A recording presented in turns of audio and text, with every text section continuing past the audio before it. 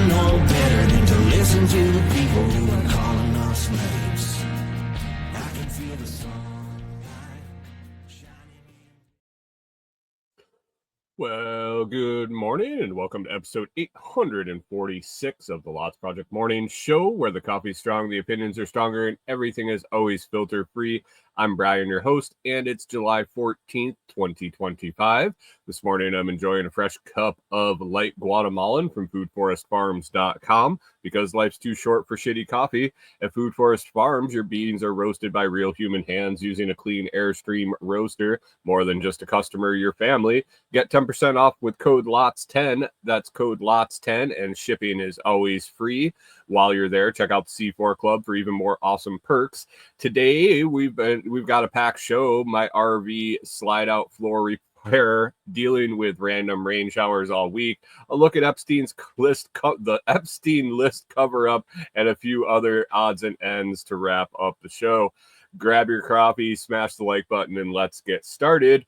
Good morning, good morning, good morning. Good morning, Pip. How we doing? Pip's helping his dad with a building reno this morning or today. Well, that sounds like a good day to me.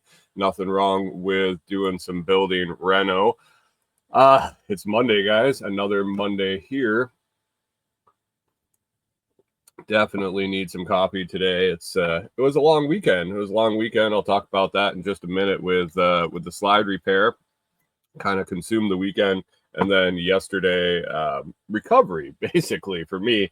Not as young as I used to be, and it was a lot of jumping around and bending and crawling and climbing and lifting and all sorts of fun stuff. So yeah, I got a little workout, and but all in all, it was a good day. So let's get to it. Let's get to it with that. Let's start with Bitcoin price. It was nice to wake up this morning. If you follow the Bitcoin price, it's been steadily climbing all week. Some all-time highs throughout the week, and then this morning I woke up to some really nice alerts on the phone that it topped 119, not at 120. 121, 122, and even over 123,000 for just a slight second, and then back down. Right now, we're sitting at $121,799 for one Bitcoin. Not bad. Actually, I have a product should be showing up today. Actually, today and tomorrow. Company sent me out a second one because I requested a product from a company. It's called, and this is their first Bitcoin product, so it's interesting. But company called Crevik, C-E-R Crevik, maybe, Crevik, over on Amazon. This is all sorts of stuff, but this is their first Bitcoin product. I got two of them, two different styles, but they're the titanium plate seed phrase storage systems, I guess you would call them. Devices is not really, it's a metal plate. It's not really a device, I wouldn't say. But the one that they were going to send out to me is it's based on the BIP32 seed phrase list. What that is when if you've ever created a Bitcoin wallet and you back up your wallet and you get your seed phrase, and it's a series of 12 or 24 words. Hold on one second. Wow, that came out of nowhere. Hopefully that doesn't continue. 12 to 24 words. They seem random. They seem endless. Like you could never get the same ones over and over. What that is, it's called Bitcoin Improvement Protocol 39, I believe. Let me double check this. Yeah, BIP 39, Bitcoin Improvement Protocol number 39. And it's a list of 2,048 words that are used for the seed phrases, and they correlate with Bitcoin address, and there's a formula that generates what words populate that wallet. Well, what this system does is instead of using a metal stamp, bless you, Corey, a metal stamp to I believe it's hallmark or engrave the words of your seed phrase.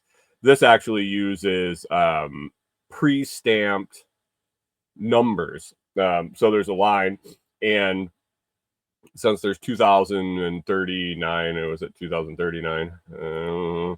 Just looked at it, 2048 words. The most you're going to have is 4 numbers. So it says word number 1, and you have a little square that has 0 through 9, and then 0 through 9, 0 through 9, 0 through 9, and there's 4 spaces. And so they, with the plate, they send a book that has all 2048 words listed. And so when you want to store your seed phrase, you basically go into the book and find your word and see what number word it is on the list. In alphabetical order. The list is readily available anywhere on the internet. You just need to search for it. And you see, oh, it's word number 1452. And you just use a center punch, and you center punch the numbers that correspond with your word.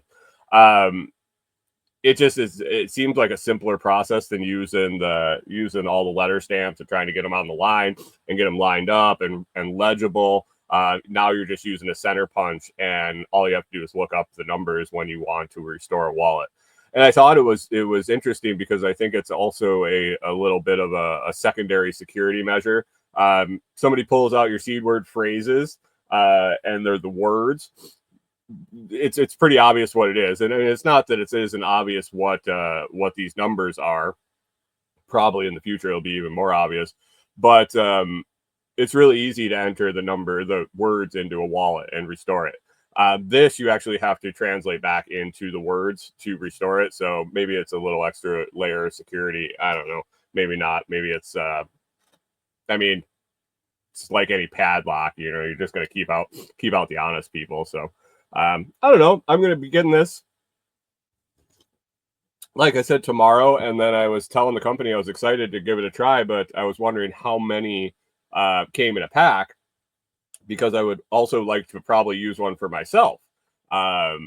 Create a wallet. I've been meaning to create a new wallet for something anyway, and I was like, oh, I'd like to actually use this product too, but I don't want to make videos of my seed phrase. And they're like, oh, got another one on the way. Then they sent a second one out, so that's exciting. So excited to check that out. It's similar to the stamp seed product that I've used, but I think I like this indexing system better. So guys, give me 1 second and I will be right back.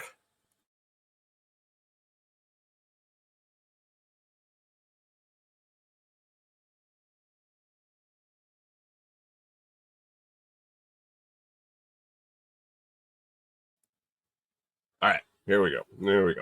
So that's cool. I'll post the link for that item here in the chat if you're watching the video, and I will also end up getting it into the video notes and the audio notes and on the blog post. So yeah, if you didn't know, there is always a blog post to go with every episode over at thelotsproject.com, along with blog posts about all sorts of different stuff, Bitcoin related, podcasting related, AI related, and then a bunch of product reviews so far, and more to come.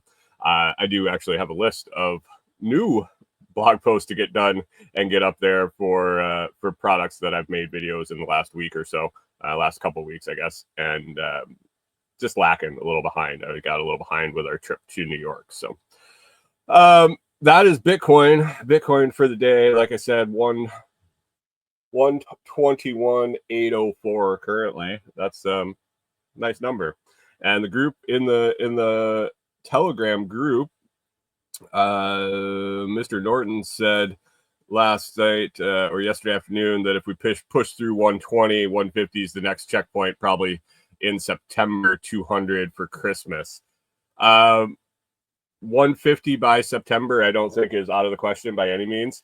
even before, really. If I recall, the jumps in the last bull run, once they started, and it was like daily all-time high, all-time high, all-time high. And it was, and if you think about it in terms of how much percentage it was jumping a day, say it was jumping 3% a day or 4% a day, um, it starts going quicker, and gets to 150 quicker, I would say, I guess. So we'll see. We'll see. I wouldn't mind 150 by this weekend. Well, but we'll see. We will see. And 200 by Christmas wouldn't be a bad thing. So go. All right, to the slide. The RV slide. So we have had a leak intermittently, consistently at some points, depending on the rain, depending on how we were parked. We got it to stop for a while, and then we couldn't get it to stop, and then I'm not really sure where it's coming from. It comes down the slide wall and then ended up coming through the window. And we sealed the top of the window, and it helped for a while, and then it didn't help. And it was one of those things where at this point it was just it was what it was. From all the leaks over time, the floor under the window ended up saturated, and then add on top that we had vinyl plank flooring on top of it, and that's where the dogs lay. They come in wet, and it's a spiraling situation. We knew the floor was going bad. We were hoping that it was going to last until we had our cabin done. Obviously, it didn't. That's why we were replacing it this weekend. But over the last few weeks, it's gotten really bad to where it started to bow down in the middle. So the dogs would come and lay down, and it would flex a little bit, and then eventually it pulled away from the wall a little bit because it's secured up underneath the wall, and you could see like daylight through the side there. So Corey and I made the decision. Well, Corey made the decision that she was afraid that we were going to fall through the floor, or the dogs were going to fall through the floor. So we were going to replace that sooner rather than later. We weren't going to try to run it out until we could get out of the camper. Well, we pulled up the floor. I mean, I tried to put a foot through it, and it wasn't happening. So I don't know. I don't know if we would ever fallen through, but the fact that it was bowed and you could see outside wasn't a good thing, obviously. So it's good that we got it repaired. So what we did, we prepped earlier in the week. I think it was Thursday night. We went and got the materials. Couldn't really measure. I went to measure the flooring that was there on the outside. It was so expanded and blown apart from being rotten and pulling away from the camper wall that I couldn't really get an accurate measurement on it. In the front of the slide, it was tapered. It was cut at an angle, and so I couldn't really get a measurement there. Best guess, and from watching YouTube videos and things on how to do this repair, we thought 3/4 inch. We weren't going to put anything on the bottom of it. We didn't have a plastic liner. We didn't want to put the money into a plastic liner, and we weren't sure with installing it the way we were going to. So we went with pressure treated 3/4 inch plywood. That's heavy. An 8x4, a 4x8 sheet of pressure treated 3/4 inch plywood is pretty freaking heavy. I'll tell you that. And so we got a couple of those. The slide length was just over 12 feet. I looked all around. There was no getting one that was the full length of the floor. So we were contemplating what to do about that, whether we wanted to cut one sheet, cut them in half, to do half the floor and half the floor, and join them in the middle, if we wanted to leave one sheet full and figure out which side that we wanted to put the seam to. And so anyway, we needed 2 sheets of the 3/4 plywood. And then we also wanted something on top of that. We didn't want that to be the surface of the floor. Prior, the floor we had in here when we redid the camper was the vinyl plank click-in flooring. It lasted with the dogs and the chairs and the moving. I think it lasted all of a few months, and then it was starting to chip and pull apart, and it was the right idea. The execution wasn't the best. I think if we had done something like a glue down, would have been better, or I don't even really know what the solution would have been. But we struggled with that. We made it through. It was kind of a mess. The dogs just tear it up. They're really hard on floors too, and then our chair is sliding on it.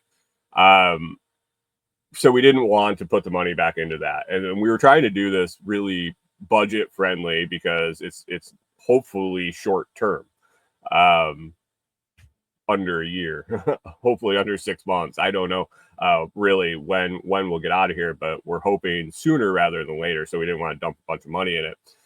So flooring options, we ended up going with a 1/4 inch sanded plywood, almost like a paneling, and just skin the top of the floor. One, to give it a little more rigidity, and 2, we were going to offset the seams of the flooring with the 1/4 inch, so that the 2 seams didn't line up. So it gave it a little bit more stability there, and then attach the 2 together at some point or somehow. We also decided I wanted to try to affix the seam of the 2 pieces of 3/4 ply together. I got some of the Simpson strap plates and some screws. It was interesting trying to find screws that because I was going to put that underneath on the bottom side of the slide floor, and to try to find screws that weren't longer than 3/4 inch, so they didn't come up through the bottom of the floor, was an interesting thing. They don't make deck screws that are 3/4 inch or 1/2 inch, so had to get creative with that. And that's really all the supplies we got. I still need to seal the ends of the plywood at the bottom of the floor. The drip edge that was on both of them was completely tore up and not really usable again after we took it out, and so wasn't able to put that back in. And hopefully with the pressure treated wood and some sealant on the ends there, we should be good for a while. So the day started. We got started early, and pulled out all the stuff off the slide, obviously, and then pulled out the vinyl plank, and got a look at the floor. It was worse. I don't know. I knew it was bad. Obviously, it was bowing pretty good in the middle. And if you've ever had an RV, or you know how they sit, or the slide sits, it's on a bar. If you don't know, basically the floor rests on a bar on the outside, on the far wall of the slide out. And the only other point of contact it has is the floor of the RV. So you got, it's really hard to explain. You have a little box basically, and the floor spans the whole distance. It's about 4 feet wide. So there's a whole lot of support in the middle, and that's, I think, why it started to bow in the middle. There's nothing holding it up. There's not like floor joists in the middle or anything like that. Basically have one end. Hunter says kind of sounds like a drawer. It is kind of like a drawer. And the fact that it has to be able to come in and out, I think, is the reason why it doesn't have a whole lot of support in the middle. It just can't have things because it's got to slide into the RV room. And so basically tried to stomp some holes in it, try to figure out how to get this out.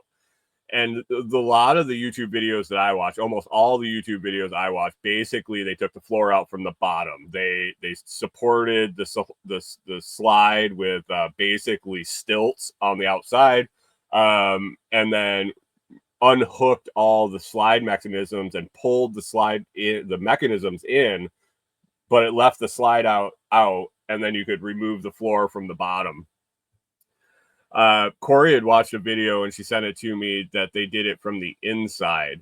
And I like that idea better. I didn't really know if we were going to be able to lift the floor up. I knew we could carry it. Obviously, we got it out of the store, we got it into the truck, we got it out of the truck. I knew we'd be able to carry it in and lay it down. I didn't know if we would be able to lay it down and then pick it up and secure it on the underneath and hold it while we fastened it in at some point, or even a little bit. So I was trying to do it from the inside. So we were messing around, really had no idea. Actually, multiple of the videos that I watched, and they were RV techs saying that even within the same model RV, they're done different. These guys, they replace floors all the time, and they're like, yeah, even RV, the same make and model, the floor will be done different. So I'm like, oh, great. Well, I have never done one, so I guess I'm in the same boat as them. At least, I guess at least they've seen a few different styles and stuff. Chris Dixon says it just needs to be stiff enough to slide in and out. Yeah, I mean, you could always just tape a popsicle stick to it if it's not. Good morning to you, sir. Thanks for stopping in. And so it was basically figure out how it's attached, detach it, remove it, and then hopefully do it back in reverse to get the new floor in.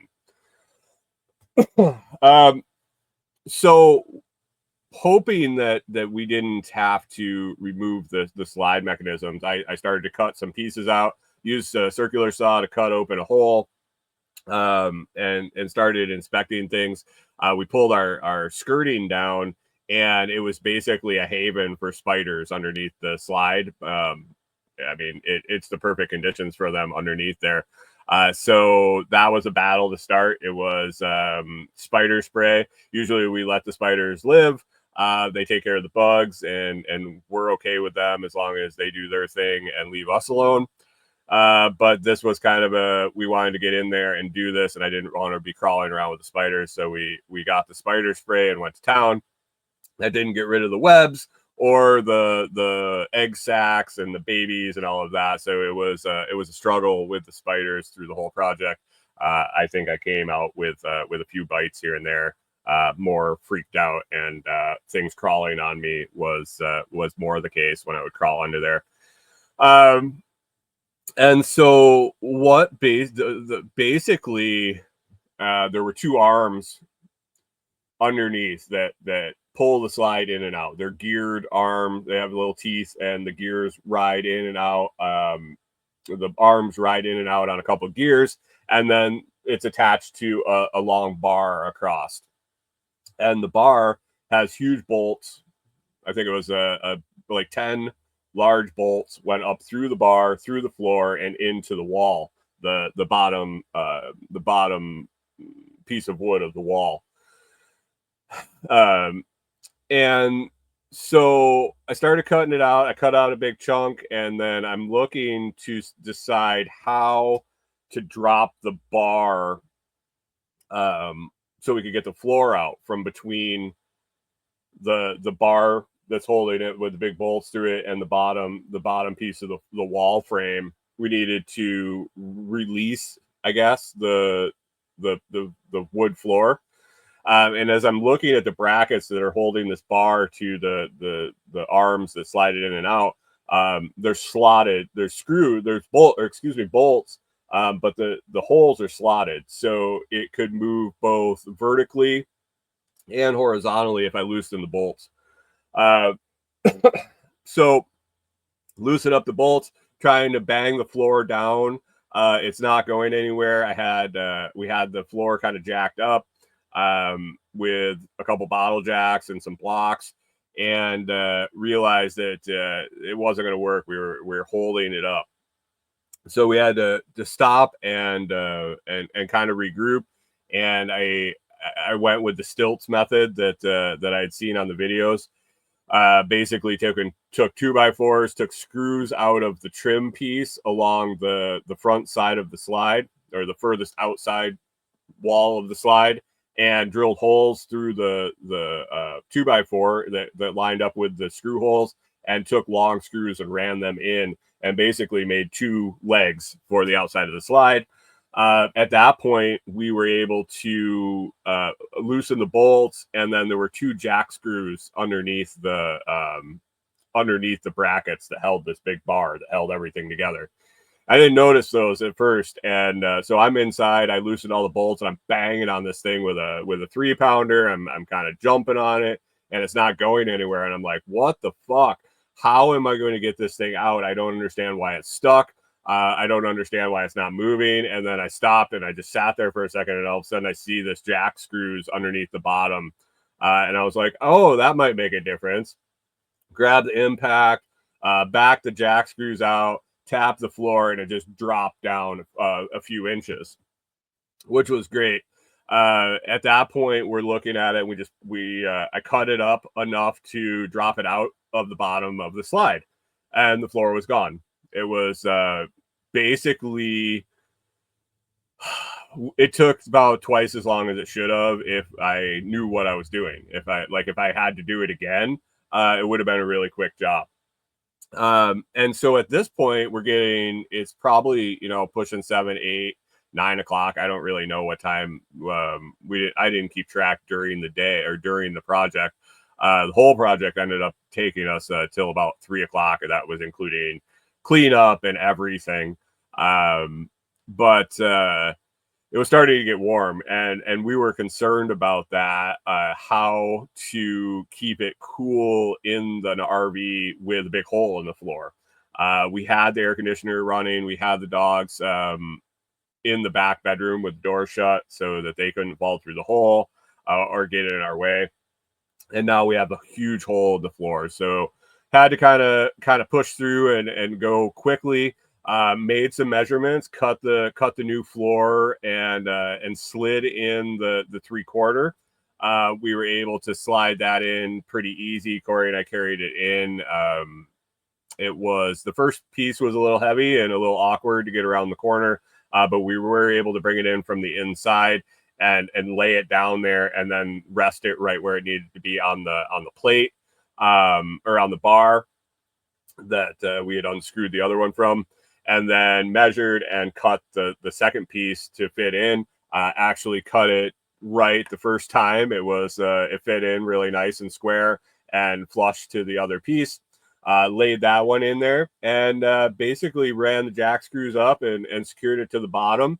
Made sure everything was square where we wanted it and lined up. Screwed in the ends to the bottom frame of the walls, and then secured with the huge bolts, ran that up through the new floor and into the bottom of the outside wall. And then we had our 3/4 floor in, which was the point we wanted to get to. So the camper was sealed up. The air was so humid, and the change with the hole in the floor, our air conditioner was like sweating. It had water like dripping off it. Normally when the air conditioner would be running inside, it would be dehumidifying the air inside the camper. This is just pulling moist, humid air from outside in, and that cold section of the air conditioner was just like accumulating water. As soon as we got the floor in, everything went back to normal. It started cooling down, and it was great. We also cut the 1/4-inch sanded ply and got that laid out. We were going to glue it down, and then I realized, the dogs might mess it up. It might get wet from them. I wasn't sure if we wanted to finish it, how we were going to do it, and knowing that we might have to pull that out sooner rather than later, because it isn't the toughest material in the world. I just decided to use finish nailer and tack it down securely with a shit ton of finish nails, but I'd be able to pry it up if I needed to take it out without ruining the floor underneath it. So got that done, got the plates put up underneath it and secured. The floor is pretty solid. It does have some give to it where that seam is. I might end up securing that a little bit more. I don't know. It is underneath my chair where I sit on the slide actually straddles that. So we don't really have any direct pressure right on the seam. The weight is actually spread in a little bit, so it doesn't seem that bad. We do have a ton of weight. I mean, we got the 2 dogs and 2 adults that are sitting in that slide at one time quite often. I mean, a lot of the time it's all of us they're sitting in there, so it can be quite a bit of weight. It's done. Like I said, it took about 9 hours. I think if we had known what we were doing and had done it before, we could probably got it done in half that time. But it wasn't too bad of a project. If you're thinking that you have to replace their slide floor, it's not an impossible task by any means. If we got it done that quickly and with the limited tools that we have and never having done it before, it wouldn't be challenging for somebody that's got a fair amount of skill. So we're happy that's done. The leak, I think we might have actually helped the leak with messing around. I think when I put the jack screws back up in the slide, it might have lifted it up a little bit more and tilted it to the right direction. We did get some rain yesterday, quite a bit of it, all at once, and the window didn't leak. So we'll see how that goes. Yeah, it was a good project. A couple injuries, nothing too serious. Let's see, I got a few cuts on my fingers. Got Band-Aids still. I did zip my hand off. I did zip my finger a little bit with angle grinder. Stupid, not paying attention, trying to rush through some stuff. Basically, I had to zip some screws off, and I turned the angle grinder off, and I grabbed it with my other hand, and I was going to set it down, and it was luckily it was turning off, and just not watching where my hands were going. I didn't have gloves on, which is another mistake, and I nicked my finger. It cauterized it right away, which was nice. It was just this little cut, a little gouge out of my finger, and I looked at it and I was like, oh man, that's gonna bleed like son of a bitch. And I looked at it and I waited and it didn't bleed, and I realized that blade was hot enough that it just cauterized the thing. So keeping an eye on that and letting that heal up. Another slight injury was I was putting back the paneling that we had pulled away to kind of inspect some stuff, and I was banging it with the palm of my hand to put it in, and I was going to use a finish nailer to tack it up. And because I had been going inside to outside and outside to inside so often, it was so bright outside, and when we got the floor in, it was dark inside. I didn't see the previous nails were all still sticking in the paneling. And when I went to bang one piece of it against the wall, landed right on a nail, kind of punctured into my hand. These are just normal things for me to get these little injuries while I work, and it's nothing I haven't gone through before. A little bit of electrical shock. Had the air conditioning on. We had to disconnect some electrical that went through the floor of the camper to get the floor out, and then rerun it and hook it up after the fact. And one of them was a 120 volt line to a couple of the outlets, and I didn't want to shut the 120 volt down because we would have had to turn the air conditioner off, and I didn't want to do that. I didn't want to do it to the dogs. The camper gets really hot really fast and takes a lot of time to cool back down, and so I didn't want to do that. And the way it was wired, I was going to have to turn that off to do this properly and safely.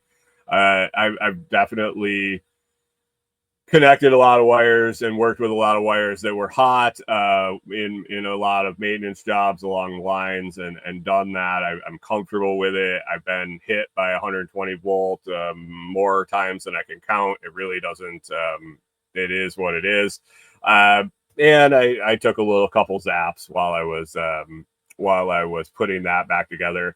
Basically because I didn't have gloves on, and I could have prevented all of the injuries I had if I had just worn gloves. I don't know why I didn't have gloves on, but yeah, pliers slipped a little bit. Might have touched some wires that it really shouldn't have. With my hands on some of the parts of the pliers that they shouldn't have been on, not the insulated handles, the metal parts of the pliers, and yeah, little zap. But all in all, it wasn't that bad. And interesting part was that Corey, after we got done, we were sitting talking about how things went, and I was like, man, can you imagine if like that angle grinder had been on, I'd like cut my finger off, and you would have had to take me to the emergency room, and we would have had a open floor in the camper. What that would have been a shit show. I said, oh man, it would have been getting hot. The dogs would have been locked up in your room, and God knows how long I would have had to been in the emergency room if I cut my finger off, and this and that. And she goes, oh, I was making plans for that. I was like, wait, you didn't even know that I did that until you came back inside. She goes, oh no, when we started the project, I was figuring out how I was going to take you to the hospital if I needed to, if the floor was open and we had to lock the dogs up and try to keep them cool. I was like, oh, thanks for the confidence. Thanks a lot. You're actually planning on me getting hurt enough that you were gonna have to take me to the hospital. I mean, thanks for being prepared and all, but thanks for the confidence there. I guess she's done a lot of work with me. She's seen the things that can happen real quick when I'm doing projects. I mean, she did save me when we were back on the farm when I did slice off a significant piece of my thumb with a table saw. We didn't end up going to the hospital for that one. I don't know if she would have been comfortable if I cut my whole finger off. This was just kind of the edge of it when she took care of me there. So I guess it's good to be prepared, but the lack of confidence is disturbing, I guess, a little bit. So that all in all, I'm happy that this project's done. It looks nice. The dogs immediately messed it up. I mean, not messed it up, but immediately went and laid on it, got their dirty faces on it, drooled on it.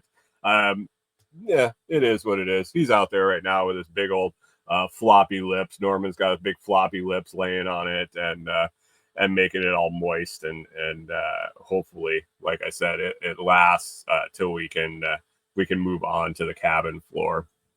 But that was that. Chris Dixon says that's love. my one true love, and I know she's my true love because she prepares on the best way to get me to the emergency room if I cut my finger off or injure myself bad enough in an accident that will make it to the hospital. Good morning, Canadian Farmstead. How we doing? How you like that Bitcoin price this morning? Sell.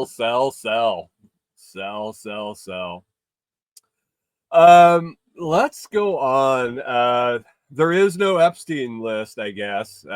We kind of all knew that. I hope. I didn't think since the beginning of this that there was actually a physical list. Like the dude had. I didn't think that the dude had a a piece of paper with all the names of all the people that he was blackmailing, and that's really what I think was going on here. We talked about it a long time ago on this show, actually, in relation to Sean Combs, P. Diddy, Puff Daddy, when he, even before he was arrested, I talked about it was when his one of his bodyguards or somebody that was asked to film one of his parties came out with accusations, and it was kind of the first little trickle of a snowball of the P. Diddy stuff. We talked about it here. You can search in the past episodes. I think the episode title might have been "Diddy Do It," DIDDY, Diddy Do It, or something like that. But we talked about in that show sexual blackmail all the way back to like Meyer Lansky and the mob and things. This is like a known technique to get the upper hand with people. And it was probably what was going on a little bit with P. Diddy. Epstein obviously had dirt on a lot of people. He was trafficking young women. That's why he was in jail. That's why Giselle Maxwell's in jail. They obviously had Canadian Farm says J. Edna Hoover. That was in the whole Meyer Lansky was Hoover.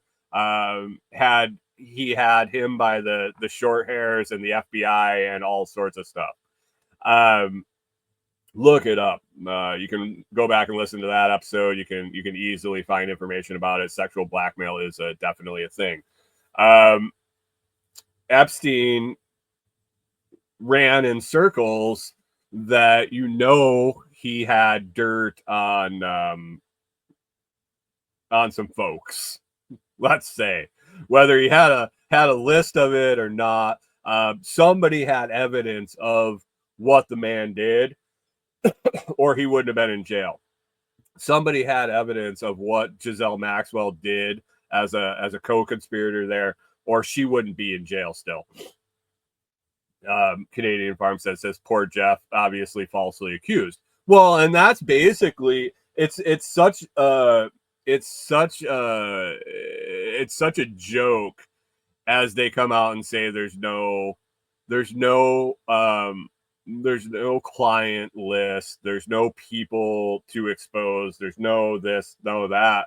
Now that they're basically saying they did this stuff to these women and there was nobody that was there was no client. They were providing young women to nobody. And whether it was famous people, powerful people, rich people, or just the guy, the John down on the corner, release somebody's name or some proof that this actually happened. You didn't think it was ever going to happen. It's been like that urban legend or Sasquatch that they're looking for, or Chupacabra or something. I posted a comment on Facebook at some point that was like the administration right now seems like a 4-year-old that's caught in a lie, and they just make more outlandish statements to kind of distract you from the fact of the original lie. None of it adds up. And now Trump is he's all butthurt about his administration, isn't happy with him. He's basically Canadian Farm says Prince Andrew paid off that young woman for no reason. Exactly. And now it sounds like there's some of the victims of old Epstein Island are starting to come out and talk about who they were with, and I don't know if that's really good for your health. You might end up suiciding yourself, unaliving yourself, or whatever you want to call it.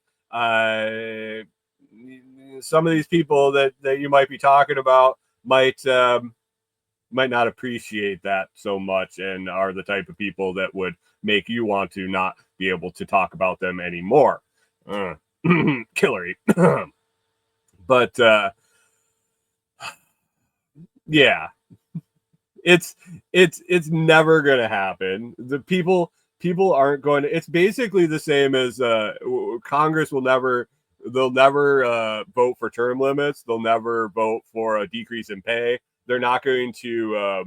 They're not. You're not going to incriminate yourself. You're not going to go. Yep. All these people, Trump, that hung out with Jeffrey Epstein, and more than likely spent time on his island with these young girls, or wherever he partook in these activities. Who's gonna come out and say, yeah, that was me? I'm on the list. But from the beginning, it's always been, we're going to expose this list. We're going to expose the corruption, and now the tune changes. And to watch Trump backpedal and see the tweets that he's putting out, or whatever his social network is that he's putting out, was it Truth Social or something? I have somebody that forwards all his stuff into a couple feeds that I watch, so it's been interesting to read his shit. He's something. He's something. Canadian Farmstead is getting the Boeing whistleblower treatment. That story went away real quick too, didn't it? But anyway, there is no Epstein list. There was no crimes. And then in the next breath, Bondi says that it's all child porn that they have, and no one's going to see it. Who is the porn with, Ms. Bondi? Is it two minors together? Were they just filming them and watching them, or is there child porn because someone is engaging in sexual acts with a young underage woman that maybe the public would want to know who these people are and if they're being held accountable? Or was it only Jeffrey Epstein himself? He was banging all these girls, and he wasn't providing them for anybody. Maybe it was just Giselle Maxwell was providing young women for Jeffrey Epstein, and the dude just had a prescription for Viagra, and he was just banging away all the time. Maybe that was the case. We have all been led down the wrong path, and that's why Mr. Epstein took his own life in his jail cell. And what was the deal with that video being released? What a nightmare. The whole thing is just a nightmare. So anyway, Jeffrey Epstein definitely hung himself in a jail cell. I can't even say it right. And 9/11 was an inside job. So anyway, let's move on. A little update from Delinquent Scully. Been working out in the food forest quite a bit when we haven't been getting random rain showers. Oh, by the way, while we were doing the slide, the day before the slide, it had been 7 days in a row since we got back from our trip to New York that it had randomly downpoured at some point during the day. I'm not talking about little sprinkles. I'm talking about like gully washer downpours. No rain in the forecast, crystal blue skies, and out of nowhere, we were getting huge downpours for anywhere from 5 to 20 minutes. And then it would be sunny again. 7 days in a row, we had at least one of these things. And then the day we did the slide, we didn't have any. I was like, holy shit. It didn't happen. The perfect day. We didn't have any downpours because we had all sorts of tools and stuff out while we were working, materials. And then the counter started again yesterday. We got a downpour. There was 0 chance of rain in the forecast. At least all the other days, there was like a 10% chance, 20% chance at different times of the day. Yesterday, there was 0% chance of rain for the whole day. and ended up getting a downpour. So the counter starts again. I've been keeping track. If we hadn't have gone to New York, I'm guessing we would have been upwards into the high teens of days in a row for rain, because I knew we had at least a week before we left, and I have a feeling that it rained while we were gone every day, and it would have been going on, going into almost 3 weeks. But we got up to 7. It yesterday it did not, or yesterday it did. Saturday it didn't. So we're at 1, and we'll see if it rains today, and if we can get back to 2 days in a row. It sounds like Canadian Farmstead and Rewilder Life up in Michigan, they need a ton of rain. We're getting the rain, and it's just coming so fast and so hard that it's not very helpful for like watering crops or anything. But I've been out at Delinquent Scully trying to keep up with all this rain, and then the hot sun, the hot days and the sun, the vegetation is just going crazy. The food forest is I'm managing with it. That's pulling things by hand and pulling unwanted plants by hand. The rest of Delinquent Scully have been using a weed eater, actually burned through a second weed eater head since we've been doing that. Just keeping up with things is with the growth has been a challenge this summer. Last summer it was a lot easier. I think we actually, Corey and I were talking about it. I think when her parents came out in July, we had actually gone 6 weeks without rain, with none, zero, not a shower for 6 weeks. And now we're going on, weeks on end with downpours a day.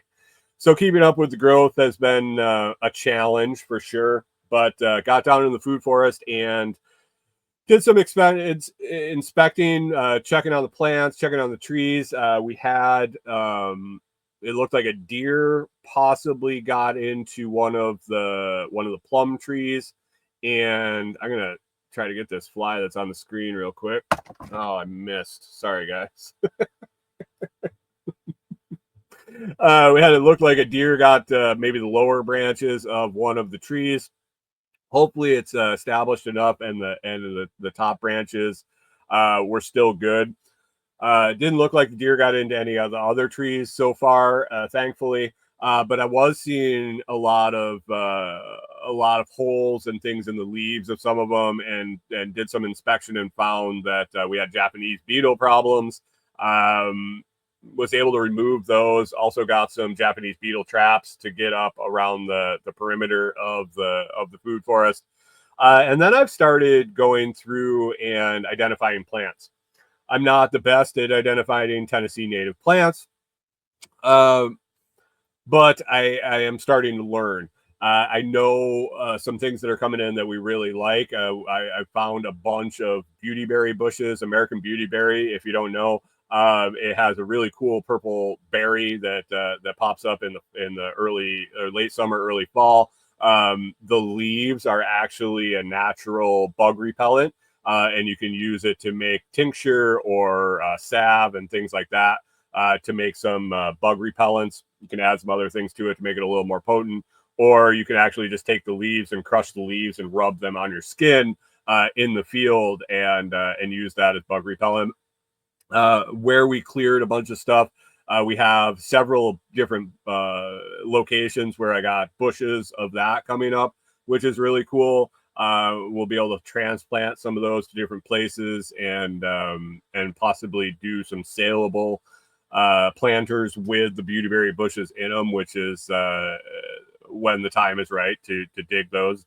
Right now is not the right time. Also, finding tons and tons of the purple passion vine with lots of fruit on them, which is exciting because I would like to harvest the fruit and make planters with trellises with started passion fruit, purple passion fruit vine, purple passion flower vine. I don't even know. Yeah, that plant started in planters with trellises, but got to wait till the fruit ripens and then harvest them. And there's a process to saving the seeds and getting them started. Hopefully do that this fall. But finding lots of fruit hidden in the overgrowth where we cleared and then never planted anything for the food forest. So we got a lot of really cool things coming in over there. And then my MO with really thinning out the food forest and getting rid of the stuff we don't like. Basically, I look around, I walk around, and I find. All right, Chris Dixon, have a great day. I will talk to you later. I walk around the food forest and I find a plant that I see a lot of, and normally that I don't know.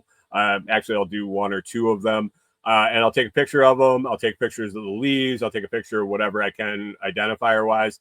Since we don't have internet out there, then I come home, use my plant ID app. I try to identify one or two plants and decide, and I talk to Mr. Brown. Kerry Brown from Strong Roots Resources, who's consulting on the food forest, and I talked to him and said, "Hey, do we want this plant? Do we not want this plant?" And then I go out and I basically focus on one plant, getting rid of it in the whole food forest for the day, and then anything that I've already identified that I've learned and figured out, I will keep up with those. So last week's target was burnweed, American burnweed. This plant comes in freshly cleared soils, usually after forest fires or clear burns. It's obvious why it showed up when we cleared out the food forest to do the planting, but it came in really thick while we were away. The stuff grows up to like 4 feet tall, but basically it pulls out super easy. Its intention, its species, or its as a species, its purpose is to stabilize the soil. The roots are really thin, are really shallow, and not very long. They're very easy to pull out and basically pull out and drop for cover, ground cover where we need it. Otherwise, pull it out and pile it up for compostables. But there's some medicinal uses for it. I'm not set up right now to do any drying or anything like that. But I did harvest a bunch. I talked to Jamie Ping, off-grid Ping there down at the end of the road, and brought him a bunch. But basically, the target this week and the food forest was pulling out all the American burnweed, and I did. I think I got most of it. And we'll continue that process. Every time I go out, I try to identify another plant and decide if we want to keep that in the system or not. So there's a lot of beneficial stuff coming in, and then there's also a lot of stuff we just want to get rid of. So we will continue on that project. New product videos out last week, and I think the last one comes out today. A couple of different hammers that I mentioned in the Telegram group. A couple of 20-ounce hammers by Arrow, one general purpose, one framing, then a couple of different drill bit sets. One was an indexed, they're cobalt drill bits, basically great for use for anything up and including some metals. Nice and sharp. I tested them out. I used them actually on the slide project and for a few other things.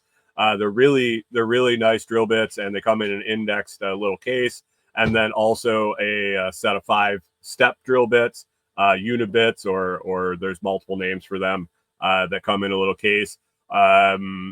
Did some bone conducting headphones. Had never used those before. The kind that they sit open ear, so they sit on the side of your head, and basically the music or sound is conducted through your cheekbones.